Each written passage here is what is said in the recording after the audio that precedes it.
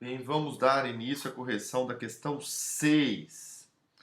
Questão 6 que engloba o entendimento consagrado pelo STF com o julgamento da DPF 46 sobre uma classificação das atividades econômicas. Inclusive, então, essa é a proposição da questão que classifique conforme o critério adotado por Eros Roberto Grau no julgamento da DPF 46 as atividades econômicas a seguir.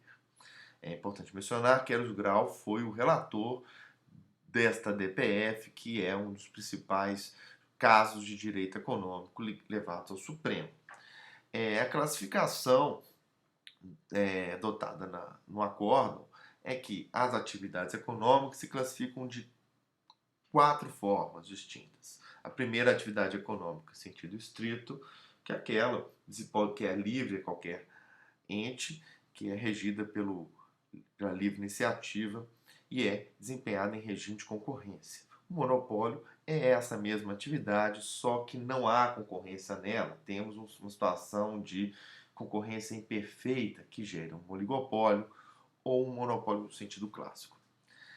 Também há o serviço público no sentido estrito, que são aqueles serviços públicos que têm natureza de atividade econômica e desempenhados em regime de concorrência, nos modos da Lei de Concessões 8.997 de 95, que determina que os serviços públicos devem ser prestados em regime de competição, exceto se houver inviabilidade técnica. E o privilégio, que é a grande novidade da DPF 46, é aquele serviço público desempenhado pelo Estado em regime de exclusividade, ou seja, só o Estado pode desempenhá-lo. E aí temos a primeira opção, que é a Empresa Brasileira de Correios e Telégrafos, EBCT, criada em 1969, explora o serviço postal.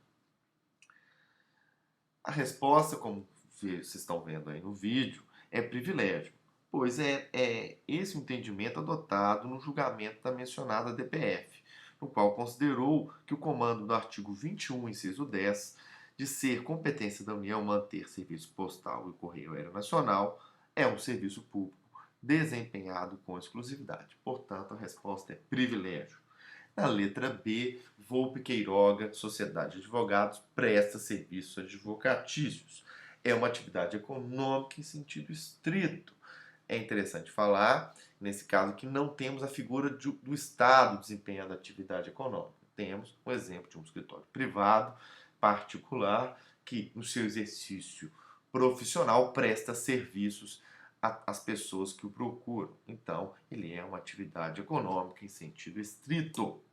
Na letra C, temos o caso da empresa do trem de alta velocidade, ETAV, criada em 2011, que explora o serviço de transporte ferroviário de alta velocidade com exclusividade em território nacional. Olha que interessante. O transporte ferroviário é serviço público de competência da União, conforme artigo 21, inciso 12, a linha D da Constituição, que pode ser explorado diretamente ou mediante autorização, concessão ou permissão, conforme diz o próprio artigo. Como no caso a questão diz expressamente que é a exclusividade, estamos novamente diante de um privilégio. Na letra D, o Banco da Amazônia S.A. BASA é a principal instituição financeira federal de fomento com a missão de promover o desenvolvimento da região da Amazônia.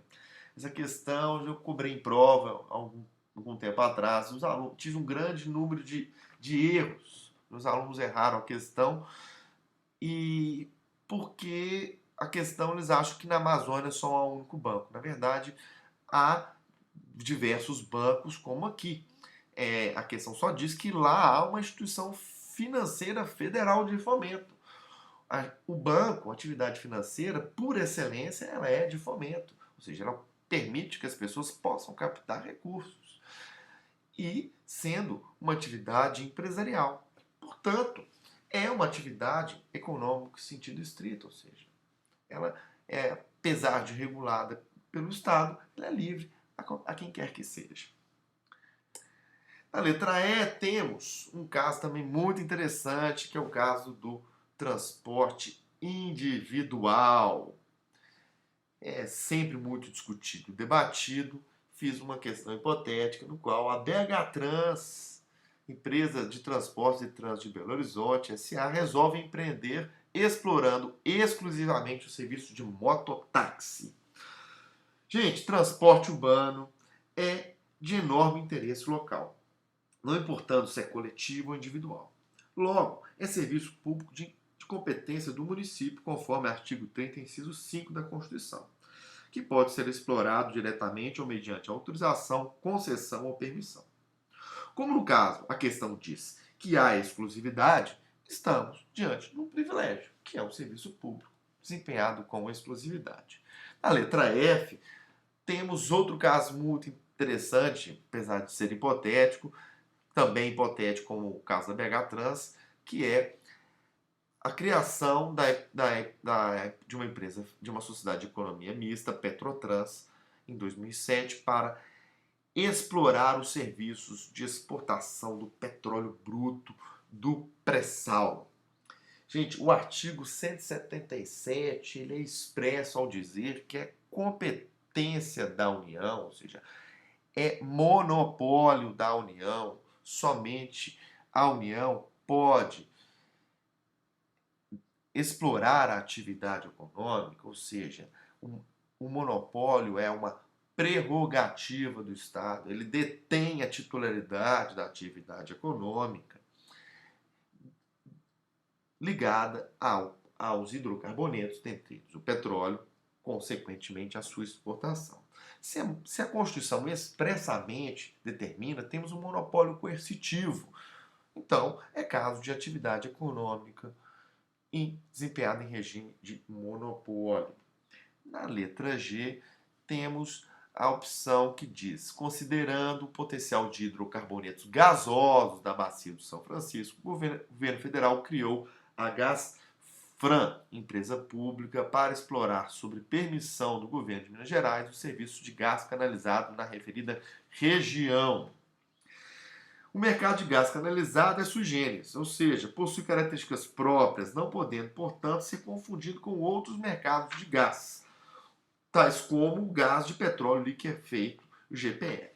Como fundamento, no parágrafo 2º do artigo 25, os estados promulgarão leis estabelecendo o regime de concessão de serviços públicos. E lá coloca expressamente o serviço de gás canalizado como competência dos estados. As leis estaduais vão definir a concessão de serviço público como sendo a delegação contratual à empresa individual ou coletiva ou consórcio de empresas de prestação de serviço público, por sua conta e risco e por prazo certo, remunerada basicamente pela cobrança de tarifas dos usuários. Por tal razão, dependendo de como a concessão for feita, para a Gasfran, poderemos ter um serviço público, sentido estrito ou privilégio. Isso uma vez que a questão não diz expressamente se a Gasfran terá a exclusividade na prestação de serviço. Mas é importante dizer que, ainda que a empresa seja federal, somente poderá atuar se tiver a concessão estadual. A letra H fala, considerando que o déficit habitacional brasileiro, o governo federal criou a empresa chamada Construvida, uma autarquia federal para elaborar projetos, executar obras e vender unidades habitacionais para o Minha Casa Minha Vida. Você pode achar estranho alguns pontos nessa afirmação, como veremos na questão 9, no qual a gente já antecipa que a autarquia federal não pode explorar a atividade econômica. Mas como a questão 6 não é para a gente avaliar a legalidade ou não da atividade, e sim avaliar a atividade econômica, ou seja, classificá-la conforme o entendimento do STF, estamos diante de uma atividade econômica em sentido estrito, pois, por senso comum, diversas empresas elaboram projetos, executam obras e vendem as unidades habitacionais para o Minha Casa Minha Vida. Não é porque o Estado está fazendo desempenhando, no caso aqui hipotético, essa atividade, que ela seria serviço público. Logo, então, a resposta é atividade econômica, no sentido estrito. Na letra I, diz, visando desenvolver a indústria militar no país, é criada a Empresa Brasileira de Aeronaves de Guerra, Brasil Air Force, Sociedade de Economia Mista Federal, com o objeto de produzir aeronaves militares e materiais bélicos. Novamente, pela mesma explicação da questão H, estamos diante de uma atividade econômica em sentido estrito. Coloquei esta questão, essa opção I, na questão 6, porque em diversas provas meus alunos afirmaram que a produção de materiais bélicos, ou seja, materiais e equipamentos relacionados ao exército, à guerra, à defesa, seriam um serviço público.